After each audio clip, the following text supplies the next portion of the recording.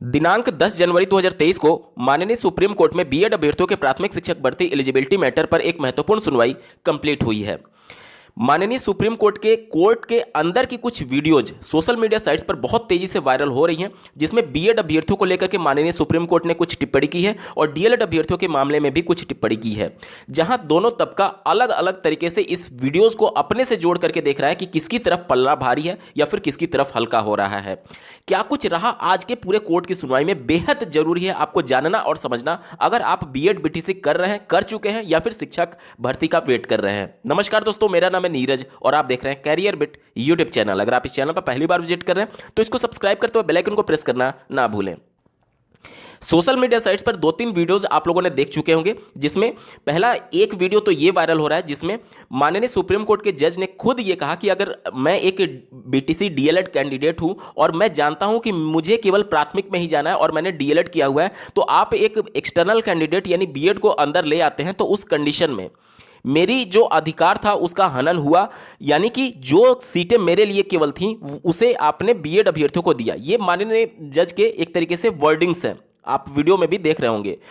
ये दलील दी गई कि बीएड अभ्यर्थियों को प्राथमिक शिक्षक भर्ती में एलिजिबल मानने के लिए एनसीटी ने 28 जून 2018 को एक नोटिफिकेशन निकाला, जिसमें 50% ग्रेजुएशन के साथ जो अभ्यर्थी बीएड है उनको भी पात्र माना गया प्राथमिक स्तर की शिक्षक भर्ती में। और साथ ही साथ माननीय कोर्ट को यह अवगत कराया गया कि एनसीटी वो गवर्निंग बॉडी है जो कि एक तरीके से शिक्षकों की भर्ती के लिए क्या मिनिमम एलिजिबिलिटी रहेगी उसको तय करने का अधिकार है। और साथ ही साथ उन्होंने ये भी कहा कि इनको 2 साल के अंदर 6 माह का एक ब्रिज कोर्स करना होता है। इस पर माननीय कोर्ट ने यह टिप्पणी की कि जब बीएड अभ्यर्थी डीएलएड के समकक्ष है ही नहीं, क्योंकि यह टिप्पणी माननीय जोधपुर हाईकोर्ट ने भी की थी। माननीय जोधपुर हाईकोर्ट ने अपने महत्वपूर्ण डिसीजन में यह लिखा हुआ था कि बीएड अभ्यर्थी डीएलएड से ज्यादा योग्य नहीं माने जा सकते, क्योंकि बीएड अभ्यर्थियों को उनके समकक्ष आने के लिए 6 माह का अलग से कोर्स करना पड़ रहा है। क्योंकि माननीय जोधपुर हाईकोर्ट में यह दलील दी जा रही थी कि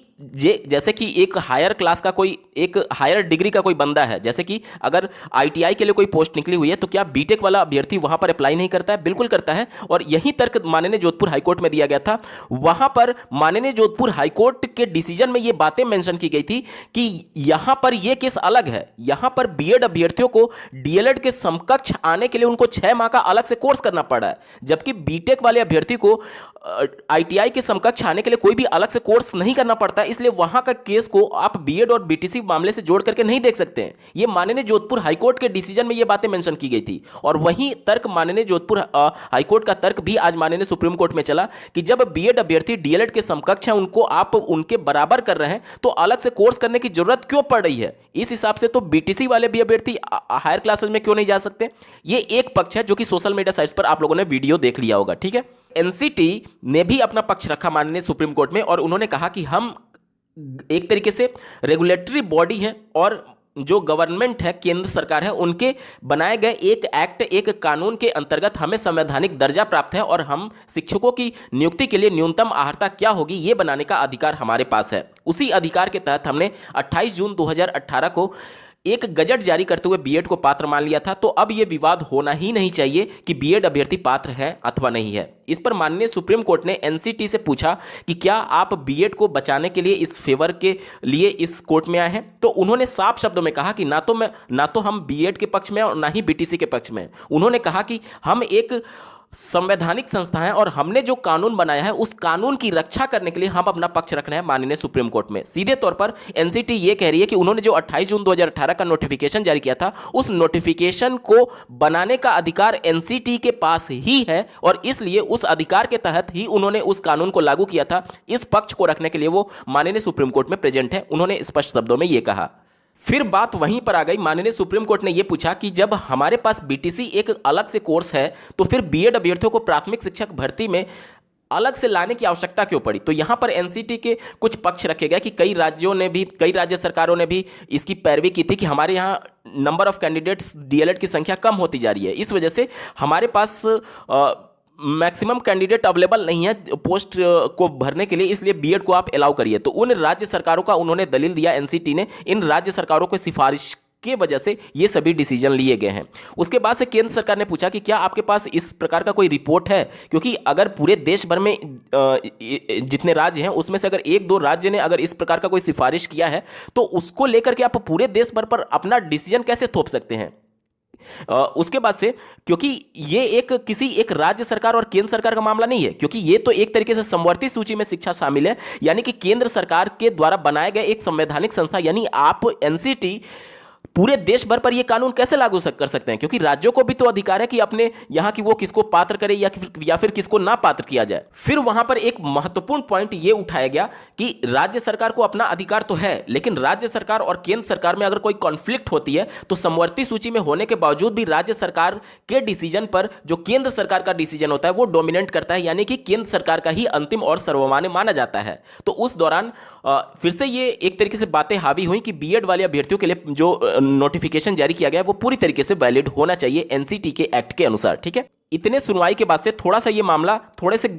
और दूसरे डायरेक्शन में जाने लगा और कहीं ना कहीं इसको देश के हित से जोड़ करके देखा जाने लगा कि जहां बेरोजगारों की संख्या इतनी है, बीएड बेरोजगारों की संख्या इतनी है, वहां अगर इस कानून की वजह से अगर ज्यादा नंबर ऑफ कैंडिडेट को कुछ राहत मिलती है, कुछ उनको फेवर मिलता है कि वो शिक्षक भर्ती में शामिल हो पाएंगे, तो वो जनहित में माना जाएगा और इसलिए इस कानून को सही ठहराया जा सकता है। लेकिन फिर से वही मामला प्रकाश में आ गया कि क्या जो एनसीटी कह रही है कि उन्होंने अपने अधिकार क्षेत्र का प्रयोग किया है, क्या ये उनके अधिकार क्षेत्र में है अथवा नहीं है। यानी कि जो माननीय जोधपुर हाईकोर्ट ने डिसीजन दिया था कि कानून बनाने की प्रक्रिया गलत है, इसलिए उन्होंने एनसीटी के उस 28 जून 2018 के नोटिफिकेशन को रद्द किया था, क्या ये कानून के अंतर्गत बना है अथवा नहीं बना है। इसी को लेकर के कुछ कानूनी दांवपेच हुए जिसको अब आप डिटेल में समझिएगा। राष्ट्रीय अध्यापक शिक्षा परिषद अधिनियम 1993 यानी कि एनसीटी एक्ट 1993 को लेकर के आज माननीय सुप्रीम कोर्ट में बहुत ज्यादा चर्चा हुआ और इस पूरे एक्ट को समझना आपको बेहद जरूरी है कि किस पॉइंट को लेकर के ये पूरी बातें हो रही थी। ये वही एक्ट है, वही कानून है जो कि संसद से पारित होकर के इस कानून के तहत ही एनसीटी संस्था का गठन किया गया था। इसी कानून के जब आप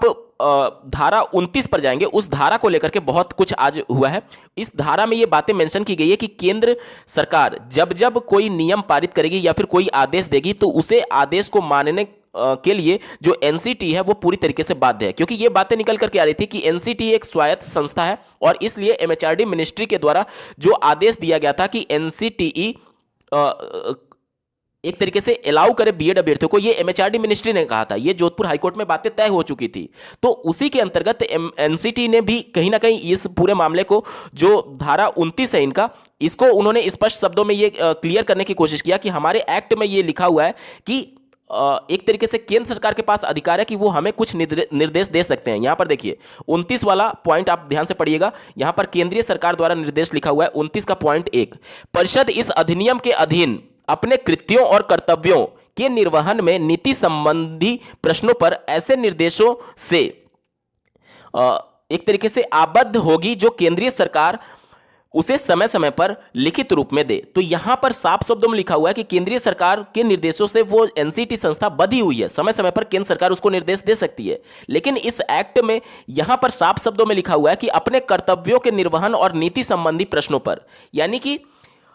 यहां पर टीचर की एलिजिबिलिटी के लिए केंद्र सरकार से वो बंधी है या नहीं, ये बातें स्पष्ट नहीं है। यहां पर नियम कानून और कर्तव्य और साथ ही साथ यहां पर कृत्य के बारे में लिखा गया है, लेकिन जो एलिजिबिलिटी तय करने का जो अधिकार है एनसीटी के पास, क्या वो उस अधिकार में भी केंद्र सरकार दखल दे सकती है अथवा नहीं, वो इस कानून से भी स्पष्ट नहीं हो पा रहा है। इसके बाद से आप जो वीडियो देख रहे होंगे सोशल मीडिया साइट्स पर, उसमें वायरल वीडियो में ये भी इसी 29 पॉइंट नंबर का चर्चा किया जा रहा है, जो कि 1993 में ये एक्ट पारित किया गया था सदन के द्वारा। ठीक है, और ये 1993 में पारित हुआ था और इसके बाद से 2009 में आरटी एक्ट 2009 आया, यानी आरटी एक्ट 2009 के एक तरीके से कानून को देख पा रहे होंगे। इसके धारा 23 के उपधारा 1 और उपधारा 2 को लेकर के भी आज भी बहस हुई है। उपधारा 1 और उपधारा 2 में क्या है ये जानना आपके लिए बेहद जरूरी है। चलिए डायरेक्टली हम लोग उसी धारा पे चलते हैं। तो यहां पर कहीं ना कहीं कोर्ट में ये तय हुई बातें कि जब 1993 का जो कानून है और वो भी स्पष्ट नहीं है कि वहां पर एलिजिबिलिटी को लेकर के बातें लिखी गई हैं या फिर केवल अलग से निर्देश के लिए बातें लिखी गई हैं, और जब आरटी एक्ट 9 जब आया तो ये उसके बाद आया, तो यहां पर चीजें और ज्यादा स्पष्ट की गई हैं। देखिए 23वें पॉइंट के उपधारा 1 में देखिए क्या लिखा हुआ है, शिक्षकों की नियुक्ति के लिए अर्हताएं और सेवा के निबंधन और शर्तें। यहां पर पहला पॉइंट दिया गया है, कोई व्यक्ति जिसके पास केंद्रीय सरकार द्वारा अधिसूचना द्वारा प्राधिकृत किसी शिक्षा प्राधिकारी द्वारा यथा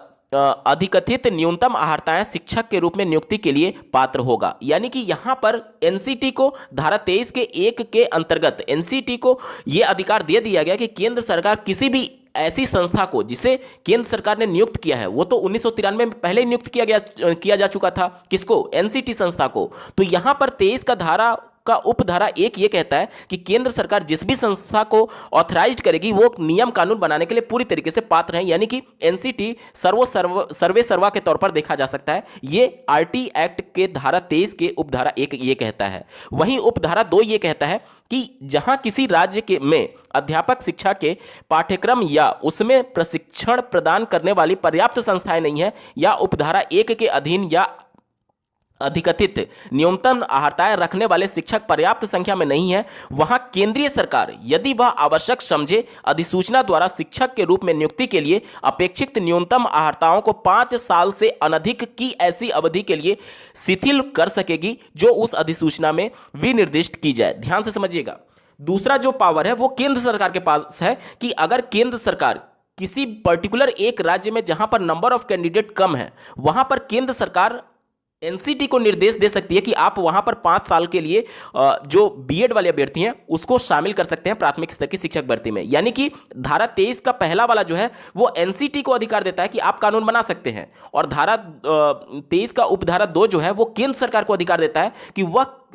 एक तरीके से इस प्रकार का आदेश दे सकते हैं कि आप बीएड को शामिल कर सकते हैं। लेकिन यहां पर साफ शब्दों में लिखा हुआ है कि अधिकतम 5 साल के लिए ही ये होगा, और वो भी पर्टिकुलर किसी एक राज्य की सिफारिश पर होगा। पूरे देश भर पर इस केंद्र सरकार अपने कानून को नहीं थोप सकती। यहां पर ये चीजें स्पष्ट हैं, ठीक है। तो कई राज्यों का यहां पर हवाला दिया गया फिर से माननीय सुप्रीम कोर्ट में कि उत्तर प्रदेश में भी जब आप देखेंगे कि 72,825 वाली जो वैकेंसी थी 2011 में जब आई थी, उस समय भी बीएड अभ्यर्थियों को प्राथमिक में शामिल किया गया था। उस समय यही एक तरीके से हवाला दिया गया था कि प्राथमिक स्तर की शिक्षक भर्ती के लिए जो न्यूनतम अर्हता है बीटीसी, उस समय उनकी संख्या बहुत कम थी और नंबर ऑफ जो वैकेंसीज थी वो हजारों की संख्या में 72,000 थी। इसलिए नंबर ऑफ कैंडिडेट उनके पास अवेलेबल नहीं थे। उन्होंने इसलिए केंद्र सरकार से यह सिफारिश की गई कि आप आरटी एक्ट के धारा 23 के उपधारा 2 के अपने अधिकार का प्रयोग करिए और बीएड अभ्यर्थियों को प्राथमिक में शिक्षक भर्ती में शामिल होने के लिए हमें आदेश पारित करिए। इसी एक तरीके से धारा 23 के उपधारा 2 को आधार बनाते हुए केंद्र सरकार ने उस समय उत्तर प्रदेश की राज्य सरकार को यह निर्देश दिया था कि आप प्राथमिक स्तर की शिक्षक भर्ती में बीएड अभ्यर्थियों को पात्र कर सकते हैं, लेकिन 5 साल के लिए, और उस 5 साल में आपको बीटीसी अभ्यर्थियों की संख्या को लगातार बढ़ाना होगा। उसके बाद ही आप देखेंगे 2000 के बाद जब 2013, 14, 15 जब बीटीसी के बैच चले, उसके बाद से जब 2017 आया तो लगातार प्राइवेट इंस्टीट्यूशंस इतनी ज़्यादा संख्या में बढ़ गई कि आप बीटीसी 2015 बैच में देखेंगे तो मात्र 80,000 सीटें थी। डीएलएड 2017 बैच में देखेंगे तो 80,000 से सीधे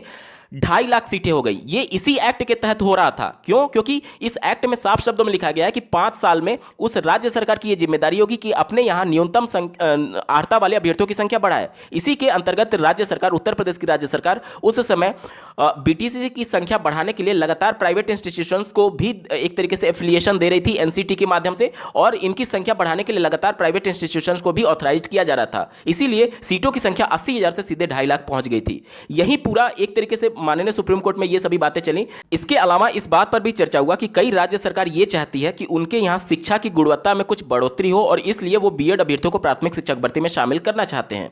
इसको लेकर भी बहस हुआ माननीय सुप्रीम कोर्ट में, और ये तो हो गया पूरा बहस किस मुद्दों पर लेकर के हुआ आज की माननीय सुप्रीम कोर्ट की सुनवाई में। अब बात कर लेते हैं कि होगा क्या इस पूरे मामले में। देखिए,